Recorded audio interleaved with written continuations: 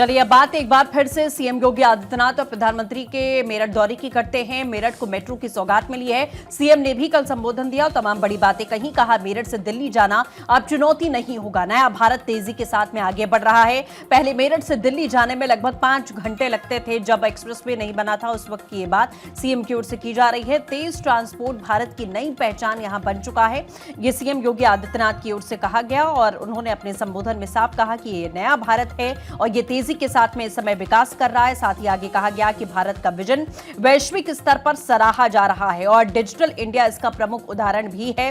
साथ ही सीएम योगी आदित्यनाथ कहते हैं कि ग्लोबल स्तर पर भी भारत की पहचान बेहद मजबूत होती हुई दिख रही है और दुनिया भारत के विकास मॉडल की इस समय सराहना करती हुई नजर आ रही है। मेरठ से दिल्ली का सफर पूरी तरीके से आसान हो गया है। सीएम ने इसका भी जिक्र किया और कहा कि पहले मेरठ से दिल्ली की दूरी लोगों के लिए एक बड़ी चुनौती थी और एक सरदर्द भी उनके लिए था, क्योंकि घंटों घंटों सिर्फ उनको जाम का सामना करना पड़ता था।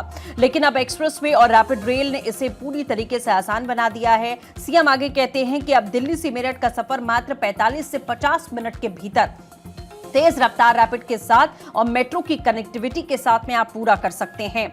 साथ ही नमो भारत रैपिड रेल से ये दूरी और ज्यादा कम हो जाएगी और ज्यादा छोटी हो जाएगी। एक्सप्रेसवे से जहां 1 से 1.5 घंटे का समय लगेगा, तो वहीं अगर आप रैपिड का इस्तेमाल करते हैं तो 45 से 50 मिनट के भीतर आप मेरठ से दिल्ली का सफर आसानी के साथ तय कर सकते हैं।